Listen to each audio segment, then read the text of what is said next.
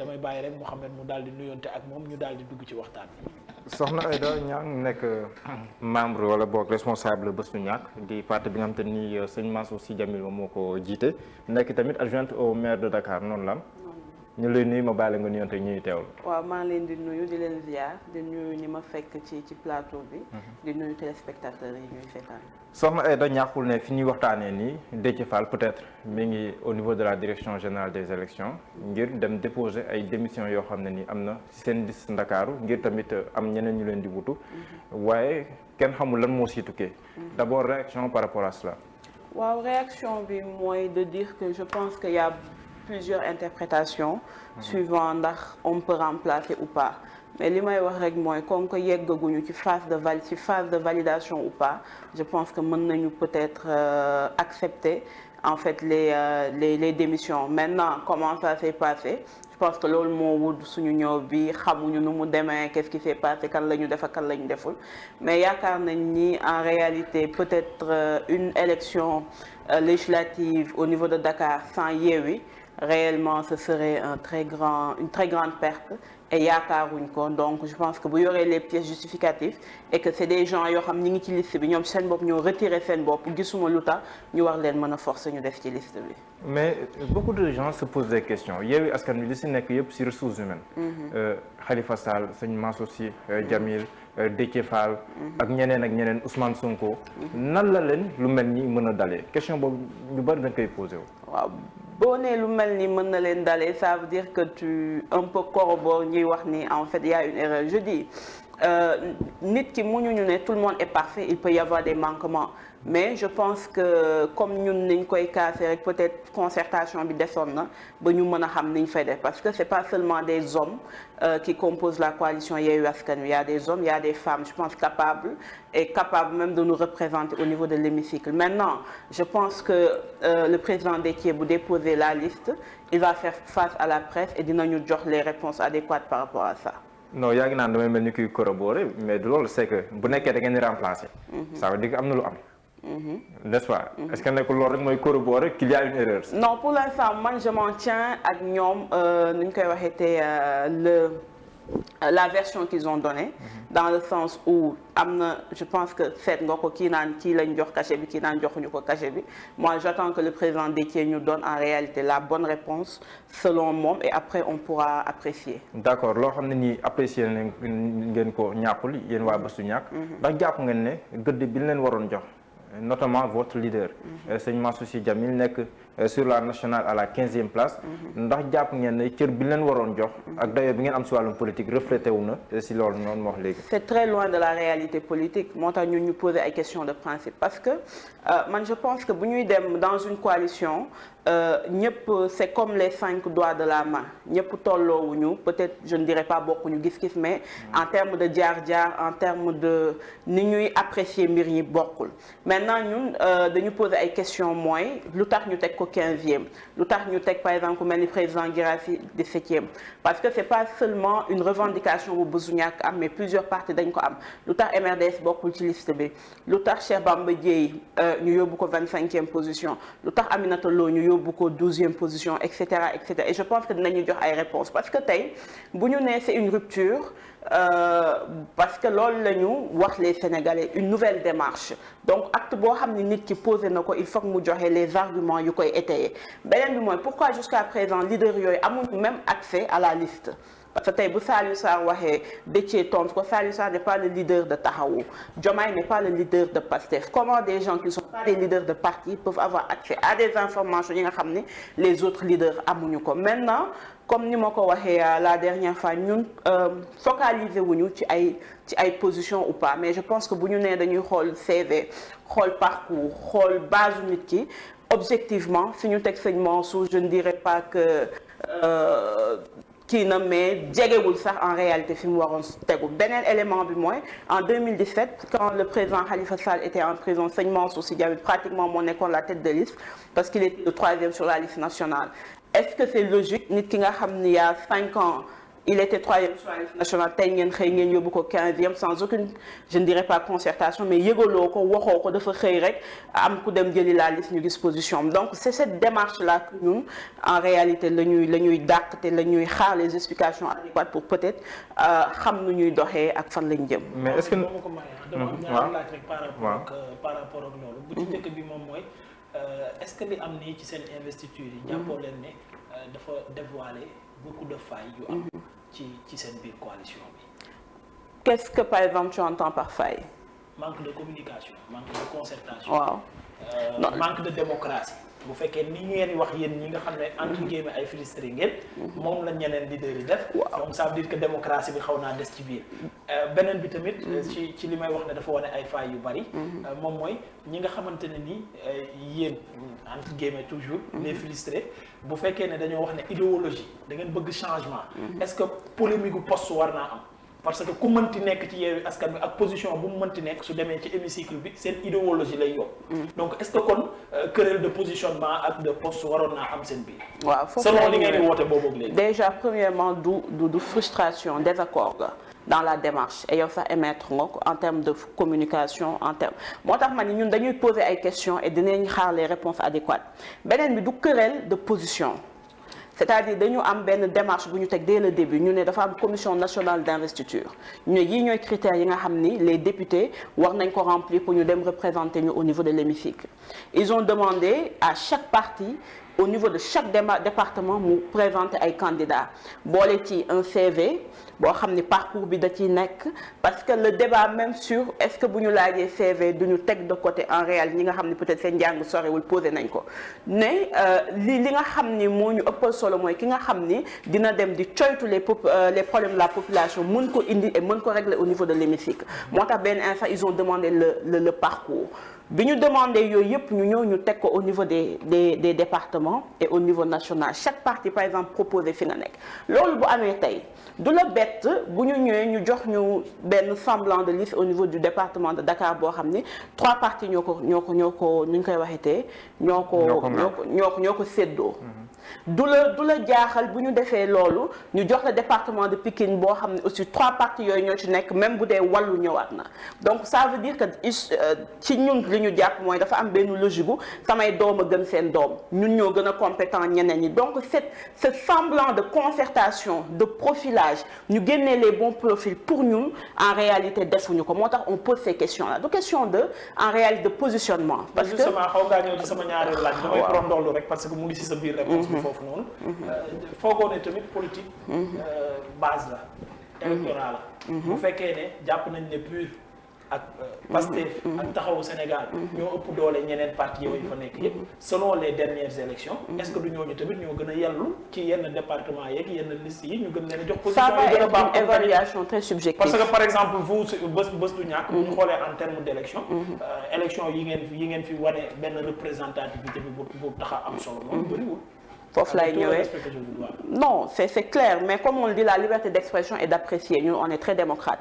mais je vais te donner des réponses par rapport aux questions que tu as posées Besuñaa dafa dem élection moom kese musul ànd coalition am 4 députés am 5,77% de l'électorat ñu ñëw en 2014 ñu làbbaliwaat dem à des élections te boo demee je te ramène nga dem xooli les résultats yi ñu amoon au niveau de Dakar ñu am benn électorat etc.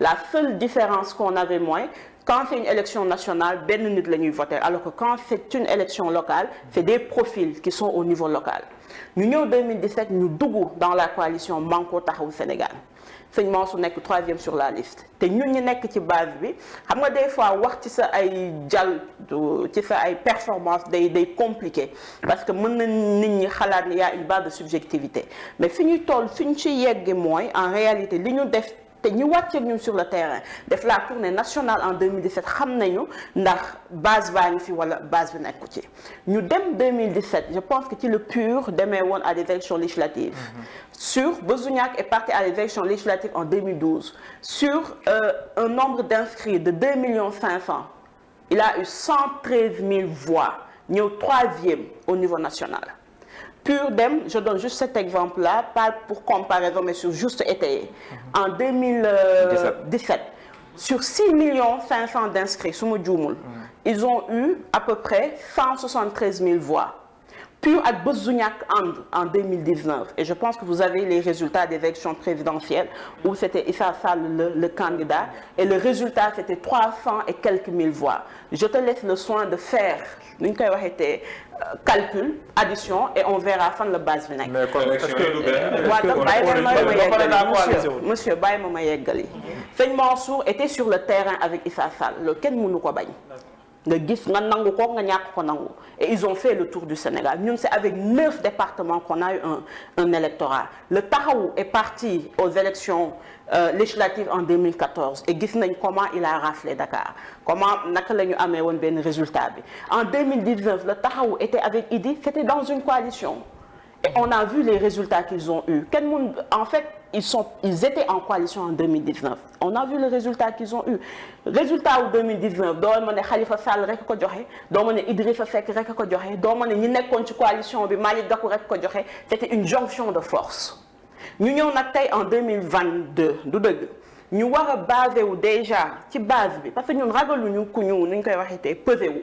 Ñun on leur a dit peut-être même su dee c'est simplement une question de base allons à des primaires allons à un débat parce que qui les représentait au niveau de l'hémicycle war na mën a am le courage de ses idées war na mën a développer war na mën a argumenter qu'on n'est pas en réalité des députés qui seront à l'Assemblée simplement pour dire mon leader a dit je vote mais des gens qui seront capables d'avoir nu ñuy argumenter et d'être en réalité les porteurs de voix des sans-voix foofu lañ toll mais bu ñu ñëwee ñu gis ni que ñun par exemple entre guillemets dañu foog ne amuñu profil amuñu ay nit ñu mën a représenter et que à la limite on est un petit parti ñu ne on pose des questions de principe. Les questions de principe nag c'est pas une question de positionnement parce que day mel ni en réalité tey le président Ousmane Sonko.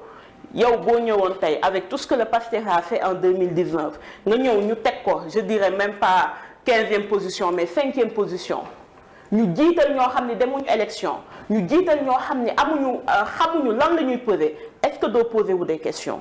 Le président Khalifa Sall avec les résultats yi muy def quoi qu'il advienne Taxawu est parti à des élections seules nga jiital ñoo xam ne mësuñu dem ñoom kese élection il est important et il est normal qu'on se pose des questions sur l'objectivité même de ce choix-là. parce que frustré wu aussi. mais non du ma nangu le mot frustration du ma nangu mot boobu grand. d'accord léegi dañuy avancer tuuti. est-ce que commettre leen benn erreur politique. en restant dans Yewwi Askan Wi. si ni ngeen gisee woon local yi ni ñu fa jógee ak la tendance ñu doon joxe. waaw parce que lu ñëpp bokk kenn moomu ko Yewwi est un projet politique que nous avons proposé aux Sénégalais et qu'ils ñu approprié wu ko bés bu ñu nee dafa am ñii ñoo ko moom yéen moomoo leen ko bu boobaa ñu xam le débat mais gisuñu mais yéen xamoon ngeen ne am na ñetti parti yoo xam ne nii. initiateur. voilà am na loo xam ne amoon na avance bu amoon ci yéen. initiateur je pense que même émission bi biñ koy débuté yéen en tant que chroniqueur am na ñu la fi jiitu. mais c'est pas pour cette raison-là que dañ lay wax yow da ngay toog fële ñun ñoo war a njëkkee am kàddu surtout des questions qui te concernent su ma juumul donc de ce point de vue si le Yewwi est un projet politique boo xam ni charte la ñu indi nit ñi signé ko et ci charte bi amul fenn fu ñu ne les initiateurs sont en réalité ñoom moom coalition bi. mais dans la pratique par exemple sëñ Mansour Sy Djamil. amul woon une vue sur la configuration des listes waaw wala déet. amu ko ba tey. voilà ba léegi amu ko. te Khalifa Sall am na ko. Ousmane Sonko am na ko. PUR am nañ ko. le leader je veux dire. le mandataire national am na ko. est-ce que nekkul foofu noonu moom moo nekkoon la première irrégularité wala boog disparité bi njëkk am. seen diggante ñi bokk. ñoom ñu nangu ko aussi. non duñ ko nangu parce que buñ ko nangu woon duñ ko dénoncer loolu la ñuy dénoncer en le disant xam nga yow da nga citer les leaders. Comment Salif Sarr qui n'est pas le leader de Taxawu peut avoir accès à ces listes-là Sëñ Mansour ak parce que le président Khalifa Sall. waaw foofu la coordonnateur national de Taxawu. déggoo ma de un coordonnateur national et le leader de Taxawu c'est différent nous dans notre parti on a un coordonnateur national. coordonnateur pour coordonnateur. appelez les coordonnateurs dans un parti c'est un leader. waaw mais fi may waxee mooy bi ñuy ñëw di joxe charte yi c'est pas Salif Sarr qui a signé c'est Khalifa Sall qui a signé. donc autant Khalifa a accès le président Khalifa Sall à ces listes autant. le président Mansour Sy Djamil doit avoir à ses listes. Autant le président Guirassy doit avoir à ses listes. Autant Cheikh Bamba Dièye, etc., Abdou Karim Fall, Aminata Lo, je peux en citer, dañu war a am ci liste yi parce que bu ñu nee ñun ñëpp ñoo àndandoo ñoom ñëpp ñoo nekk d'égale dignité amuñu droit ne ñii ñoo ci war a am accès ne ñeneen ñi ngeen ñëw leen topp lu ñu leen jox ngeen digérer ko et à la fin ce ne serait pas démocrate moo tax duñu jiitu sur des jugements de valeur on pose des questions de principe tout en attendant des réponses qui vont soit nous satisfaire ou pas. Est-ce que commettre leen erreur bi ngeen di jox mandat Khalifa Sall pour mu confectionner les listes. gaw ma ni commettre nañ erreur gaw ma ko parce que man je pars tout le temps d'une bonne présomption jusqu'à voir le contraire maintenant li may wax rek souvent dama ci ñu bàyyi ci xel choisir c'est éliminer tey bu ñu nee fii kenn fi war a jël et cetera c'est-à-dire tu élimines les autres mais sur des bases solides pourquoi ça doit être monsieur Diallo et pas monsieur Ndoye parce que da nga xees ou parce que dafa ñuul parce que da nga gàtt excuse-moi je fais pas de jugement ou parce que dafa njool il faut nous donner des raisons yoo xam ne bu ëllëgee ñun dinañ xam ni lii moo tax ñu choisir la yow lii moo tax choisiruñ ko moom loolu la ñuy laaj. ci question Mouhamed bi. li ma si jaaxal hors du coalition bi. en dehors de la coalition. Khalifa Sall ak votre leader. Serigne Mansour Sy Djamil. dañoo mës a ànd ñoom ñaar. dañ leen a ci lu ñu njort dañ leen a mës a gis ñu jubóo. lan moo xew ci diggante bi ba Khalifa Sall man di décider lu mu waxtaanewul ak sëñ bi. loolu xaw gis nañ leen sax ñu ànd doon def médiation ci plusieurs personnes ba ci Bamba Fall ba ñuy dem ci Paris ci moom. waaw entre autres. waaw loolu lan moo xew ci diggante bi. loolu xaw ma ko yaa ay nit yu dugg ci diggante bi wala intérêt politique yu leen jaxase wala. fi ma bëgg rek ñu yegg mooy les divergences politiques man ci sama gëm-gëm ne sont jamais des divergences personnelles. te yaakaar naa leader yi ils l'ont compris je sais pas si vous faites la différence man ak kii mën nañu bañ a déggoo en termes d'idéologie mais bés bu ñu nekkee xarit c'est autre chose. donc man duma dugg dañoo déggoon politiquement. waaw foofu bu 2017 wax nga ko. waaw moo tax ma ni du ma dugg foofu en termes de leur relation parce que déjà ça ne me concerne pas deuxièmement je n'en ai pas la teneur fii ci côté bi may intervenir. mooy politique bi. côté politique bi laa bàyyi ma rek voilà ñoom ñaar personnel ku ci nekk xaw ma loo seq ci moom. waaw mais jàpp nañu sekk ñoom ñaar ak salaam. ci côté politique bi nag pour ñun pour l'instant ce que nous dénonçons et ce que nous réclamons c'est d'avoir des réponses maintenant ci réponses yooyu la ñuy xam si nous avons eu raison ou si nous avons eu tort mais on pose des questions de principe dans la démarche dans l'information et dans la communication foofu lañ ndax yéen yëgoon ngeen ne ñu ngi waxtaan ak seen coalition mi ngi waxtaan ak Wallu ndax yëgoon ngeen yëgoon nañ ni ñi ngi waxtaan ak Wallu mais il devait nous revenir pour nous dire fan la waxtaan bi toll que les leaders en toute démocratie en termes de consensus ñu xam fi ñuy demee mais lundi la ñu toog ñu ubbi suñuy télé ñu ne ñu waxtaan nañoo ak Wallu trouvé nañu ay accords ci 28 départements keneen ki 18 départements. ndax gisoo leen ne looloo leen jural lu bari si li ngeen di dund jamono ji rawatina di xew Dakar maanaam la venue de Wallu à la dernière minute. Je ne dirais pas la venue de Wallu à la dernière minute mais manque de communication des autres parce que tey doo ji ñeneen ñi li nga xam ni ci sa biir la nekk parce que Wallu ne nous doit rien mais ñi nga xam ni ñoo demoon di négocier ak Wallu ils nous doivent des explications autant dans la démarche autant dans les décisions prises. amul ci woon ay représentants yu ñu doon négocier ak Wallu. non. mais yéen nag quelque part est-ce que tamit amu leen parce que pour les listes pour la confection des listes.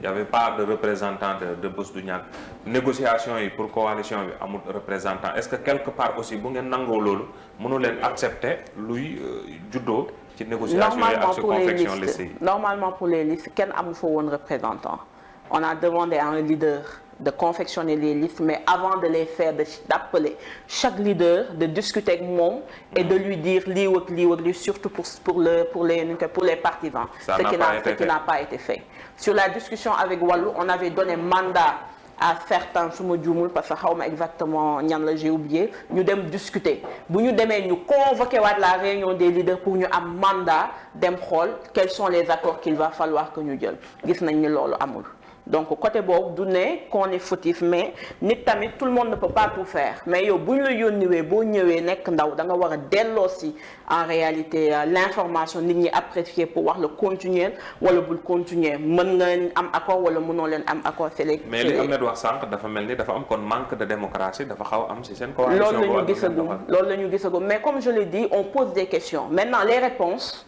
peut-être dina confirmer les doutes parce que je n'affirme pas on doute les réponses nag li ñuy joxe dina confirmer les doutes comme dina ko infirmer mais on pose les questions et on attend les réponses adéquates. D'accord léegi l'avenir dépendra de Yewwi Askan Wi dépendra de ces réponses yi ngay wax nii.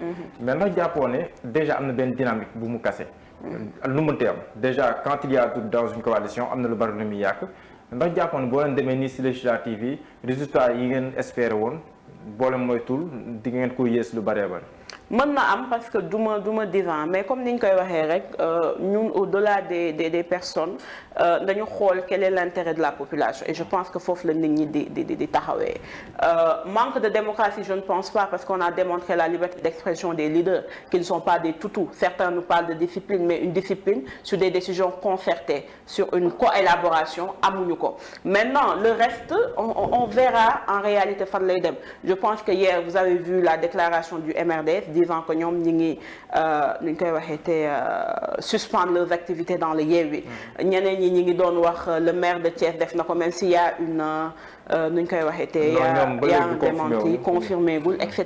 Donc je pense que c'est par rapport ak demain mardi ce sera le jour des incertitudes. On attend de voir les résultats affichage yi loolu aussi même bu dee les leaders ne donnent pas les réponses adéquates mais bu ñu afficher liste yi dinañ xam si on a eu raison de douter ou si nous avons eu. mais ba léegi woote wuñu sax ab réunion wala. loolu moo indi wax ji parce que bi mbir yi déggee yenn rumeurs yi commencé la ay leaders dugal dans leur groupe naan leen il faut qu'on convoque une réunion il faut qu'on convoque une réunion il faut qu'on convoque une réunion et ni ko waa WhatsApp bi di waxee lu vu ignoré lañ am aucune réponse aucune démarche kenn waxul te je pense que ñoom waxuñu am les Sénégalais nu ñu koy waxee te l'information la moindre des choses aurait été de convoquer une réunion.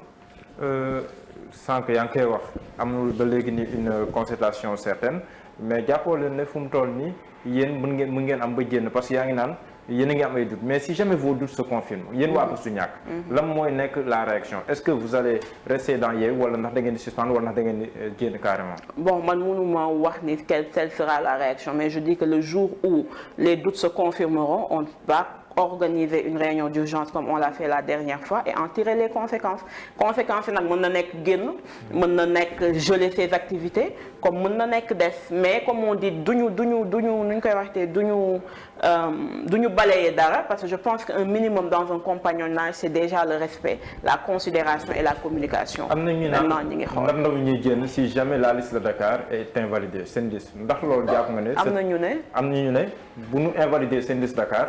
ndax ndaw ñuy génn. ndax jàpp nga ne loolu c'est une position bu ñu mën a nangu ci contexte actuel bi.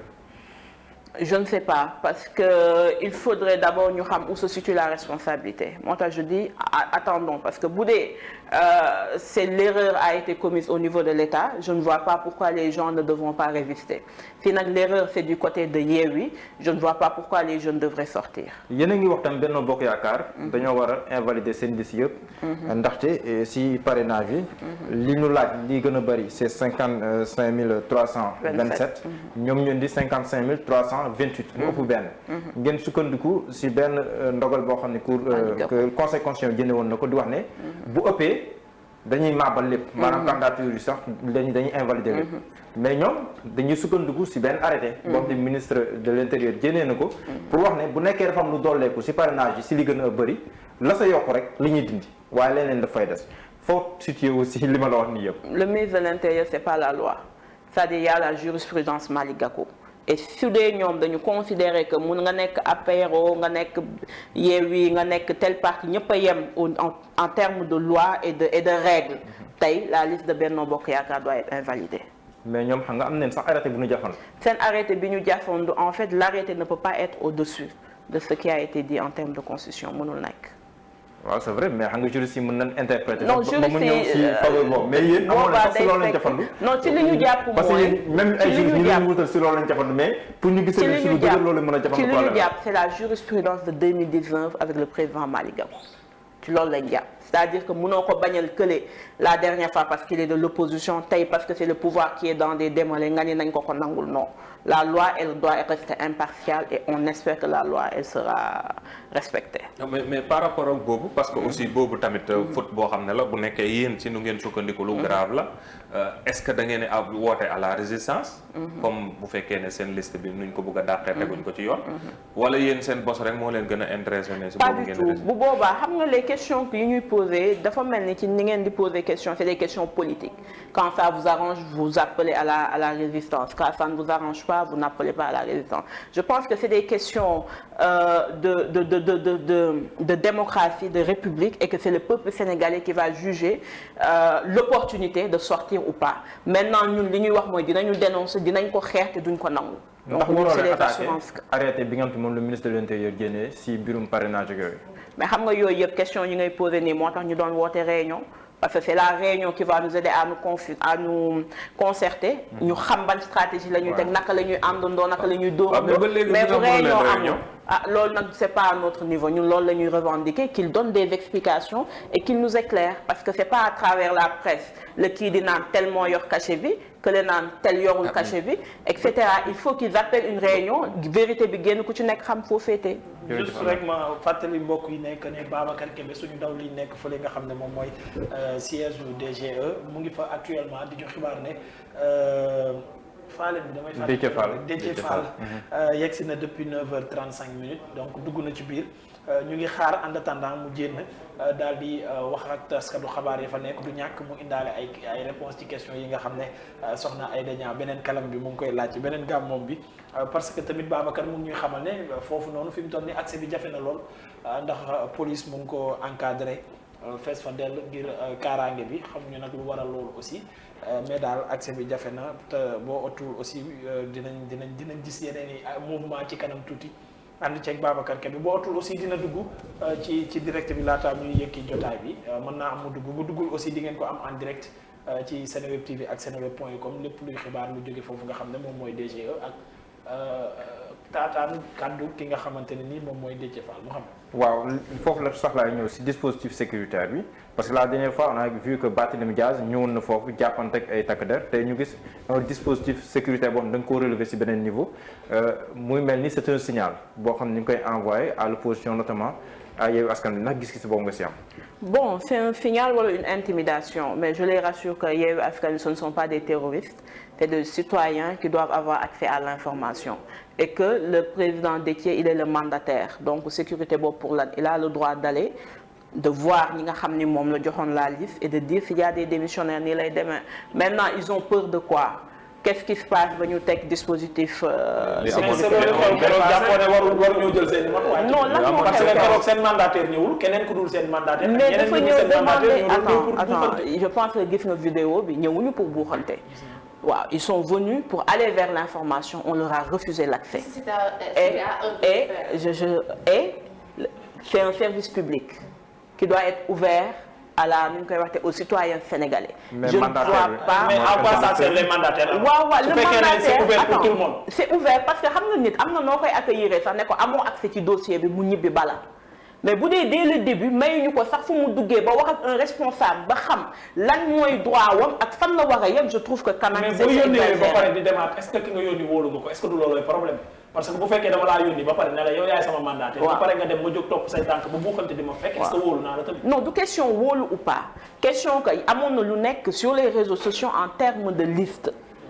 L'un de nos candidats sur les listes, ou je devrais dire deux, en l'occurrence le maire Barthélémy Diaz et le maire Abass Fall, ils vont aller voir l'information.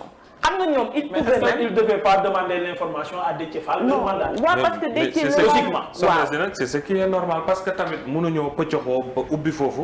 ba kum neex rek nga jóg ne da ngay dem foofu pour am information bi ça devient compliqué. waaw d'accord nag yow mais Déthié peut-être am na ay infos yoo xam ne ak li génn sur les réseaux sociaux yooyu bokkul ñoom ils ont pensé bien faire pour aller demander la bonne information ñu xam fi liste bi nekk mais grand tey même man su ma amul accès ci salle bi nii ñëw avant l'émission mais au moins tegal nañ ma chaise.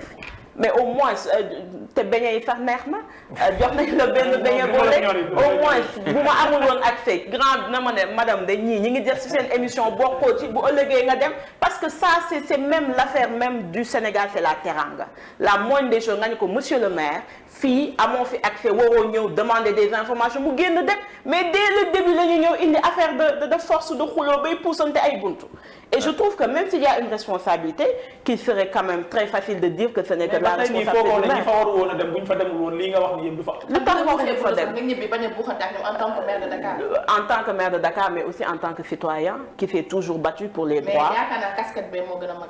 waaw bañuñu ko parce que dañ ko xeex ba am ko mais n'empêche tamit bu gisee ni loo xam ni peut-être yaakaaroon na ni am na ci accès il a le droit de revendiquer et d'y aller jusqu'au bout. C'est un être mais humain. est-ce que problème mu liste boobu tamit buñ génnee liste boo xam ne méngoowut ak seen liste Déthié warutoon mun a génn ne man maay mandataire bi voici la liste que j'ai déposée ah mu wane ne liste bii la déposé ute naag liste buy daw ci réseaux sociaux loolu yi. la ñuy xaar ci moom.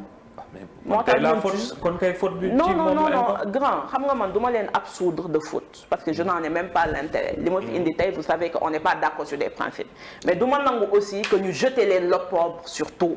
Je dis qu'aujourd'hui il dit qu'il va aller dindi les démissionnaires le mandataire Déthié Fall on entend sa conférence de presse pour mu jox ñu les réponses adéquates parce que man mii di wax ak yow sax. est-ce que nekkul ne dañoo bëgg a génne góor dugal jigéen est-ce que nekkul tamit loolu lañ bëgg a respecter pour respecter kii bi la parité. Je ne sais pas. or loolu noonu tamit beneen difficulté la Je ne sais pas. Parce que je ne sais même pas la moo nekk ci liste bi. Je l'ai dit dès le début. bu dee ci liste bi voici la liste que j'ai déposée dina édifier ñu bëri mais comme defu ko mënuñ xam ne problème mu parité la parce que problème ñu désister la mënoon na faciliter beaucoup de choses. mais gis nga bii di circuler sur réseaux sociaux yi. gis naa liy circuler ci réseaux sociaux yi. waaw est-ce que c'est parce que ça circule sur les réseaux sociaux que c'est vrai?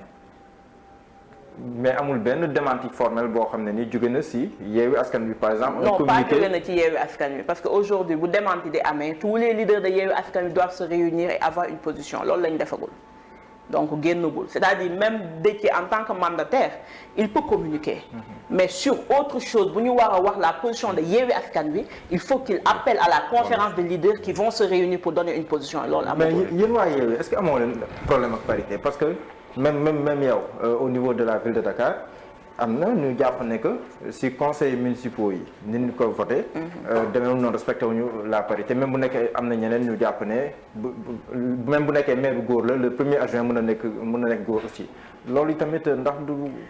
boo nee Yewwi ndax respecté nañu parité man je rappelle que je suis conseillère municipale depuis 2009 en 2014 sama mairie Sicap Liberté maa leen poursuivre à la justice pour bureau non paritaire je suis militante féministe militante des droits des femmes te ñi xeex peut-être boobu maa ngi très jeune mais on a adhéré dans ce qui était la lutte pour la parité aujourd'hui avec le suffrage direct il y a eu plusieurs interprétations yoo xam ni même ay juristes bi ñu leen laajee naka la loi bi di ñëwee dañu ne mën na nekk puisque nu ñu koy waxeete l'élection était de manière directe beneen bi dañuy ñëw au niveau du conseil ñu voté ko mën na nekk mais aujourd'hui je pense que la cour d'appel a donné nu ñu koy waxeete une position maintenant les mairies vont se conforter à ça. Mohamed boo ma ko mayee rek ma def yëfi baare yi hors sujet nga foog ni ngay waxee nii duñ la jënd ci groupe WhatsApp parce que dégg naa foofu ko est-ce que mi ngi sax li neex leader yi dañ lay dafa mel ni leader la kese nekk de wala yaa ngi fa. non nekkuma fa. mais sëñ Mansour mi ngi fa. maa ngi fa waaw. ngay waxee ni lu tax ñu jënd sëñ bi ci groupe WhatsApp. non naka laa waxee tu sais man dans la vie il faut avoir le courage de faire dama doon xool ndax loolu dëgg et dès l'instant où on est laaj bi mooy ndax daa am ñu man génn ci xaw groupe WhatsApp ma bi. gis naa daal luy génn mais puisque nekkuma ci groupe WhatsApp bi mënuma confirmer wala mais am na quand même un des leaders ñiy revendiquer koo xam ni quand même génnee nañ ko ci groupe WhatsApp bi maintenant je sais pas si c'est le même texte ou pas mais je sais que am na mais daal finalement ko loolu li génne. muy wane yëpp est-ce que du wane ne li ñuy jiiñ président de la république di ko xeex depuis ay at. ne moom amu ko muy démocratie ak ñàkk xaw démocratie moom ci mooy ëmb loolu lépp ñàkk di xool ay ndawam wala ay ñooñam suy jël yenn décisions yi est-ce que du loolu tamit finalement moo mujjee nekk ci yéen ñi. waaye ci ñun loolu moom conclusion bi bu réponse yi ñëwee rek on nous fera les bonnes conclusions. non nangu woon nga ko daanaka sànq. ma ni mënuma ci sori ama ci obligation waaw nañ bàyyi rek ba réponse yi ñëw après on donnera la position sur ça. waaw bu fekkee laaj jeex na. waaw ma sant ko gërëm ko rek. Aïcha merci beaucoup soxna Aïcha. merci à vous. Aïcha damay bàyyi rek Mouhamed Diallo mu daal di tàggatoo ci kanam tuuti bu leen pousse parce que mën ngeen rester ak Seneweb TV ak seneweb.com ndax Babacar Kébé mu ngi DGE wax nañu sax ne léegi nii mu ngi may xibaar ne Déthié Fall avant muy dugg sax moom ci boppam xaw na am foofu ay jafe-jafe ci ginnaaw si gi lañ koy doog a bàyyi mu dugg loolu tax mu yéex a dugg parce que 9h la prévoir woon dugg fa mais amoon na ay genre werante vidéo ak mbaaloo comme ni ko ñoom Mouhamed bi waxante moom ak gars yi fa nekkoon ba 9h35 minutes lay doog a dugg foofu nga xam ne moom mooy bureau DGE Mouhamed ma bàyyi la nga tàggatoo ba ci kanam. waaw ba si kanam tuuti tolluwaay ñuy recevoir à partir de 12h maître Moussa Bocar Thiam nekk agent judiciaire de l'État en même temps maire de Ourossogui mais tamit comme ni nga ko waxee Babacar Kébé aussi dinañ ko am en live depuis la direction générale des élections. Aïcha kon resté connecté scotché ci li nga xam ne moom mooy Seneweb TV soxna Aïcha yow moom ba ëllëg. ah mais dama fàtte sax sama invité. soxna Aïda maa ngi jégalu si téléphone bi. moom laay jox kàddu gu mujj gi. voilà bu gars yi tàggatoo ba pare moom ma jox ko kàddu gu mujj gi aji soxna. tàggatoo du yàgg fu mu toll nii tàng nañ dara foofu ci Adama incha allah excellente journée di remercier bu baax suñu gan bu sell bi. grand Dicko yow ba mercredi ak yeneen résultats parce que mardi bi dina am ay journée championnat. waaw bien sûr championnat non stop kon ba mercredi rek incha allah. Aïcha merci beaucoup soxna Aïda ñu ngi lay jaajëfal bu baax a baax yow yaa nekkoon suñu gan bokk ci kuréel gi nga xam ne moom moo ñu duppee bés du ñàkk. mi bokk ci coalition bi nga xamante ni fi mu toll nii moom mooy yeew askan wi te waxoon ne da koy yeewi ndax polémique bu dul jeex rek a tàggat. waaw merci à vous de nous avoir reçus maa ngi leen di remercier di nuyu tamit sama sœur bi même bu nekkul ci plateau bi Absa di wax ngeen bàyyi ko xel di wax ni rek ñun nous sommes pour la démocratie et que comme ni ñu ko waxee rek c'est pas les querelles de positionnement mais c'est des questions de principe rek moo ñu yëkkati di remercier nit ñi. merci beaucoup soxna Aïda Niang di ko jaajëfal bu baax a baax di jaajëfal képp ku àndoon ak ñun di ñu suivre depuis ce matin déjà ñu ngi yéen en direct ci beneen wàll gi bu ngeen poussé rek en décalé live bi commencé na fële ca DGE ñu ànd ceeg Babacar Kébé ak la complicité de toute l'équipe technique di leen jaajëfal ñoom ñooñu sax ñoo taxoon ngeen man ma dégg ko gis ak ñi ma àndaloon ci plateau bi ba du am benn jafe-jafe ki nga xamante ni moom mooy Thierno Ba moo nekkoon ci réalisation bi ak cadrage bi coordination bi Mouhamadou Diallo Modou Diop ak Babacar Ndiaye aussi ñoo nekkoon ci caméra yi man ma nekkoon ci waxu gi di leen jox dig daje ba ëllëg incha allah ci beneen numéro bët set mais n'oubliez pas je vais encore me répéter que actuellement ci en décalé yéen a ngi am foofu ngeen xam ne moom mooy Déthié Fall ak DGE lépp lu fay duppee Babacar Kébé dina leen ko jox kenn dalug jàmm si ñëpp jàmm fépp jàmm ci lépp am aaw